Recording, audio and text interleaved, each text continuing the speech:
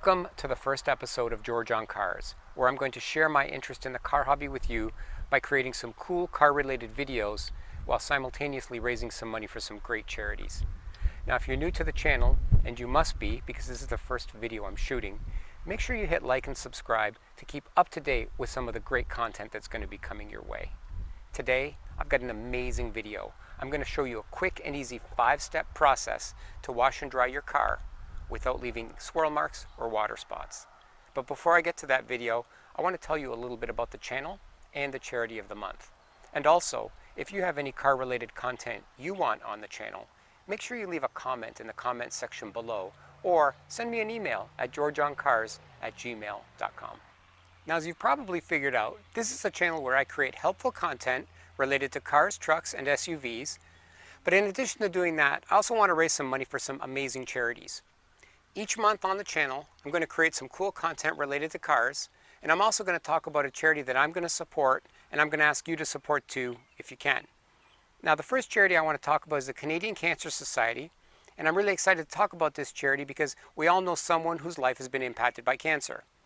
Now, the Canadian Cancer Society is a national community-based organization whose mission is to eradicate cancer and enhance the quality of life of people who have to live with the disease. Last year alone, over 50,000 Canadians received support either directly via phone or by using their online support forum. So if you enjoyed this video, click on the Canadian Cancer Society link in the show notes below and donate if you can. I'm also going to add some links to some other great cancer charities if you'd rather donate to one of those instead. Now, thanks a lot for supporting these great charities, and I hope you enjoy this video. So here's some of the things that I use to wash the car using the 5-step process that I'm about to show you. So I have 2 buckets here. I have a rinse bucket with a grit guard and a wash bucket. I have 2 microfiber wash mitts, one that I use on the rims and tires, and the second one that I use on the rest of the car. I have a microfiber towel that I use to dry sections of the car that I can't get to with the leaf blower. I have a foam cannon, which you may or may not be familiar with. And how this works is you put soap in the foam cannon, you attach the foam cannon to your power washer, and then you hose down the entire car. And what it does is it puts on a very nice thick heavy foam all over the car. Speaking of soap, you definitely want to make sure you use a car wash, not a dish soap, because dish soap is going to strip the wax off your paint. I also have a tire dressing that I apply to the tires at the end of every car wash, and then I have an all-purpose wheel cleaner that I apply to the rims to help get road grime and brake dust off of the rims. Now, I've got an assortment of brushes here that I use on the tire and rim area. This one here is very soft microfiber product, and I use that on the exterior surface of the rim. I also have a paintbrush that I use to get into the tight spots like the lug nuts and other hard to reach areas of the rim. And then these last 3, these are pretty abrasive, and you definitely don't want to use these on a finished part of the car at all. This one here I use only on the tires. This one I use on the wheel well, and then this last one I use on the drum section of the rim. Now, the last 2 things that I have here, I have a leaf blower that I use to dry the car and a Simonized power washer that I use to wash and rinse the car down. So those are the tools that I use to wash the car. But some other things that you might want to keep in mind before you start the process is try to park your car in the shade and don't wash it in direct sunlight. Also, make sure that you have your stuff ready. You want to have your leaf blower plugged in, water in your buckets, and the hose and the power washer ready to go. Also, be careful about wearing watches, wedding rings, or any kind of jewelry, because the last thing you want to do is scratch your paint. Now, that being said, I think we can get started. All right, so here we are ready to wash our car. We've got all of our stuff laid out here. We've got our power washer and our 2 buckets. We have in the red bucket, that's going to be our wash bucket. In the gray bucket with the grit guard that I was showing you earlier, that is going to be the rinse bucket. And step 1, when I wash a car, is I always like to do the trunk opening, the door jambs, and the wheels and tires in that order. Okay, I do them in that order because they take more time. And if you do them last, what's going to happen is you're going to let water rest on the car and it's going to dry. And then you're going to end up with water spots on your paint. So that's how I like to do them. Trunk opening, door jambs, and wheels and tires in that order. So let's get started. You can see we're in the trunk area of the vehicle, and I'm using my microfiber wash mitt to get into some of the tighter areas of the trunk. You can also do the upper area of the trunk lid, but for the most part, that's usually pretty clean on a lot of cars.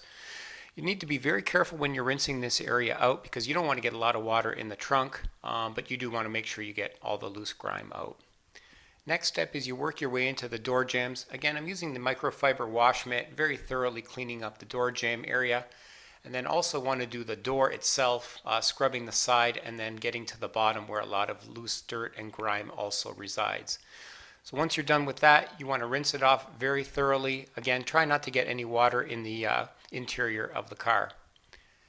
Next thing you're going to do is you're going to want to clean those rims and tires, and I spray a generous amount of wheel cleaner on the rim, making sure I get a lot of the wheel cleaner in the drum area as well. I like to let that sit for about 30 seconds, and while I'm doing that I scrub down the wheel well and other parts of the tire area. As you can see, I'm using that wheel brush there, the drum brush, and you can see that gets into the back hard to reach areas of the rim and it's scrubbing it out really good. There's a lot of dirt back there, so I'm trying to get in all those tight areas with that brush. Next step, I use the really firm stiff brush just to do the tire sidewalls, scrape off all the loose dirt there, and then I get the paintbrush out and make sure I can get into those lug nuts. Next brush I use is that microfiber brush just to kind of get into some of the tighter spots in the finished area of the rim. And then I finish off with the microfiber wash mitt, getting into those last few spots that I couldn't get to with the other brushes. So you scrub that rim down really good. And then the last step would be get your hose out, rinse out the wheel well, and make sure you rinse off the rest of the rim really good, and you're all done.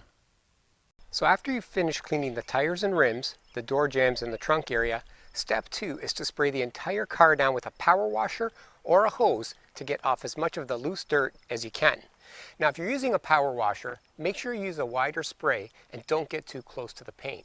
If you do, you're risking damaging the paint on your car. So let's get started. Let's fire up that power washer. So here we are with the power washer, and as you can see, I always try to work my way from the top of the vehicle down to the bottom. Now you want to make sure you get as much road grime off as you can using the power washer, but you don't want to get too close to the paint.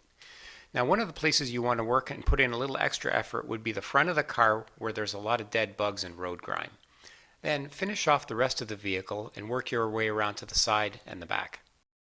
So step 3 is the fun part of the process. This is where you spray the car down with the foam cannon.